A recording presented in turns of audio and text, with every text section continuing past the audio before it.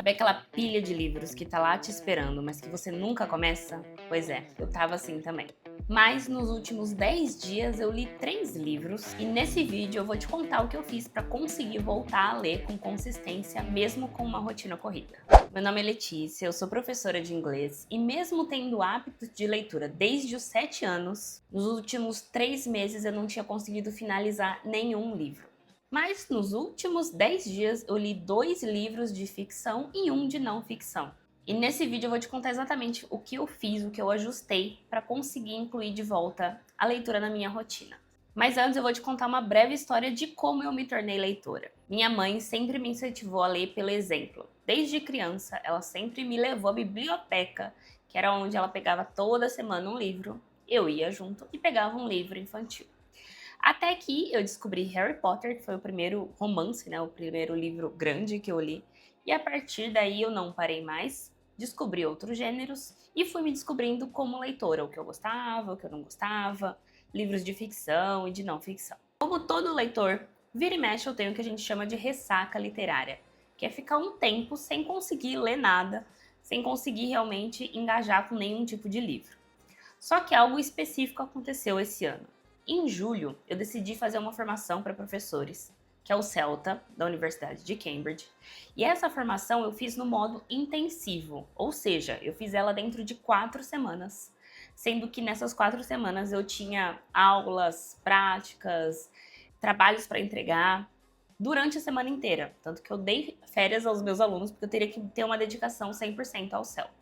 E como foi um período de muito estudo, muita dedicação, realmente muito intenso, depois do curso eu não consegui voltar a ler nada. Eu tava com um cansaço mental mesmo. E a partir disso eu comecei a fazer uma troca não muito inteligente, que foi qual? Eu passei a trocar os livros pelo celular. O resultado foi que o meu tempo de tela cresceu muito e quando eu vi, eu já estava com mais de 6 horas de tela, né, de uso de celular por dia, sendo que eu gosto de manter ali no máximo de 2 a 3 horas para ter um uso saudável de redes sociais. Por que isso? Porque eu percebi que quanto mais eu uso o celular, mais ansiosa eu fico. Eu me comparo mais, aumenta a minha procrastinação e eu fico mais travada tanto na área profissional quanto na área pessoal. Eu não consigo fazer muita coisa. E aí agora em setembro eu falei, não, chega. A hora que eu vi, né, que tava ali com mais de 6 horas por dia no celular, eu falei, meu tempo tá indo pro lixo. Isso tá acabando com o meu cérebro, eu preciso voltar a ler. E esse eu preciso voltar a ler não é no sentido de obrigação. Então, a primeira coisa que eu refleti, e que se você tá com trava de voltar ou de começar a ler, eu recomendo que você pense sobre isso também, é por que você lê. Tudo que a gente tem como hábito ou como uma tarefa que a gente faz, tem que ter um porquê. A gente não consegue manter nada por um longo tempo se não faz sentido pra gente. E no meu caso, além, né, do óbvio, que é aumentar vocabulário, aumentar repertório, que pra mim é muito importante como professora, eu leio os livros de não ficção por uma questão de ser uma profissional melhor e de não ficção, lógico, por ser um hobby que eu sei que me faz bem, que faz sentido pra mim, mas também porque eu gosto muito da literatura no sentido de me apresentar realidades que eu não viveria. Isso é o que eu acho mais incrível, a capacidade da literatura de te apresentar mundos que são muito diferentes do seu, visões muito diferentes da sua, vivências, realidades, que além de criar uma empatia na gente, faz com que a gente possa refletir sobre várias questões que são da nossa vida. Então, antes de qualquer coisa, pense, por que você quer ler ou por que você quer ler mais? Bom, com isso em mente, a gente vai para a parte da rotina. Eu comecei com uma meta nada ambiciosa. Eu comecei com 20 minutos por dia, que eu queria manter por 10 dias. Então seriam 10 dias lendo 20 minutos por dia, o que na minha rotina caberia bem. E em que momento eu coloquei esses 20 minutos por dia? Logo de manhã, antes de começar o meu trabalho. Porque eu sei que pela manhã o meu nível de motivação tá bem maior e que seria muito mais provável que eu fizesse o que eu me propus. Logo no primeiro dia eu percebi que esses 20 minutos por dia não seriam suficientes porque eu me empolguei com a leitura de cara. Então eu deixei 20 minutos por dia e incluí mais 2 momentos, depois do almoço e antes de dormir. Por que são esses momentos? De manhã, depois do almoço e antes de dormir, para mim? Porque eu percebi que eram os momentos em que eu mais estava gastando tempo rolando no celular à toa. Então faria sentido que eu trocasse, né, esse momento pela leitura e eu não estaria tirando o meu tempo de outra coisa que fosse essencial. Importante. Além de definir os horários por dia, porque antes eu deixava solto e eu não lia. Foi o que me fez parar de ler. Ah, eu leio. Não. Eu tive que colocar na minha agenda, eu bloqueei a minha agenda, 20 minutos de leitura. Mas além disso, eu decidi o que eu ia ler. Eu sempre gosto de ler um livro de literatura e um de não ficção ao mesmo tempo, e eu leio eles em momentos diferentes. Então, logo de manhã, se eu quero ler um livro mais técnico de não ficção, esse vai ser o horário. Eu sei que pra mim só funciona ler não ficção de manhã.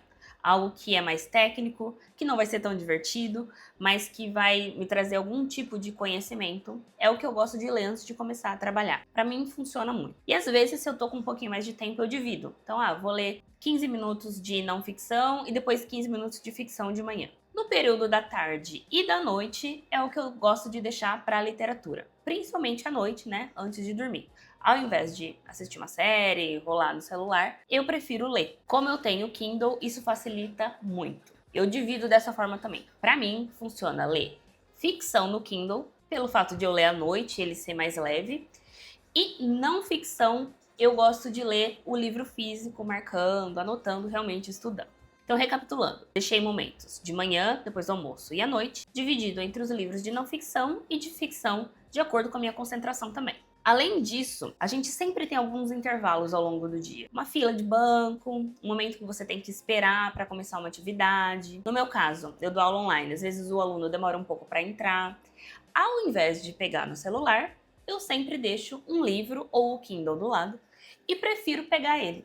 Então, essa troca, só essa troca de pequenos intervalos que a gente tem ao longo do dia, momentos que a gente tem que esperar, também me fizeram ler mais. E podem parecer momentos muito pequenos, vai dar tempo de ler uma página, 2 páginas, mas isso, ao longo da semana, faz com que você leia muito mais. Mas ajustar minha rotina foi só a minha primeira estratégia. Eu tive uma segunda que fez toda a diferença, que foi: eu decidi voltar a fazer parte de grupos de leitura compartilhada. O que são, né, esses grupos de leitura, clubes de leitura? Provavelmente você já ouviu falar. São pessoas que se juntam para ler a mesma obra ao mesmo tempo e dessa forma ter com quem compartilhar sobre aquilo. Por quê? Outra motivação para a gente ler é compartilhar o que a gente leu. Por isso que tanta gente produz conteúdo sobre livros também, porque gosta de contar sobre o que leu e conversar sobre a obra. E eu já participei de grupos de leitura antes que me fizeram muito bem. Tem 2 pontos de leitura compartilhada que eu gosto muito. Primeiro, eles sempre me trazem livros que eu não leria, livros não óbvios pra mim. E segundo, que é essa conversa mesmo, porque a forma como eu leio um livro é diferente da forma que a outra pessoa leu. E com essa conversa a gente consegue complementar as nossas visões. Eu sempre gosto muito dessas trocas. Além disso, você tem algum nível de comprometimento, porque você não quer ficar fora da conversa, e isso te dá uma motivação a mais para ler. Tanto que é muito comum que, participando desses grupos de leitura, se eu tô no meio do livro e ele não tá me empolgando tanto, se eu estivesse lendo sozinha, é muito provável que eu tivesse abandonado muitos dos livros que eu comecei. Mas que exatamente por eu estar fazendo ali parte do grupo, eu queria chegar no final para ler, né, as opiniões de todo mundo e poder discutir. E eu sempre fico muito grata de realmente chegar até o final da leitura. Então eu recomendo que, se você faz parte de algum grupo, alguma comunidade, ou acompanha algum produtor de conteúdo que tem um clube de leitura compartilhada, você faça parte. Se não, você também pode procurar alguém para ler com você. Tudo que você precisa é de uma pessoa para conversar sobre o livro, e essa experiência vai ser muito mais enriquecedora para você. Bom, e qual foi então o resultado depois que eu incluí a leitura da minha rotina e voltei a fazer parte de grupos de leitura? Eu reduzi drasticamente o meu tempo de tela, fiquei muito menos com a sensação de ansiedade e, consequentemente, fiquei mais produtiva. Parece que meu cérebro ficou mais limpo. Então, para além, né, da leitura em si, que já é um benefício, eu tive esses benefícios também de reduzir o tempo de tela no celular. Então, sim, eu li os 3 livros em 10 dias, porque eu tinha muito tempo para trocar o celular pelo Kindle, o celular por um livro. E eu nem estava percebendo isso. Mas mesmo que nesses 10 dias eu tivesse lido só um livro ou só um capítulo, já teria valido a pena se esse tempo tivesse sido dedicado à leitura e não às redes sociais, como eu estava dedicando. Se essas dicas fizeram sentido para você, não esquece de se inscrever no canal para mais conversas sobre livros e estudos. Tchau, tchau!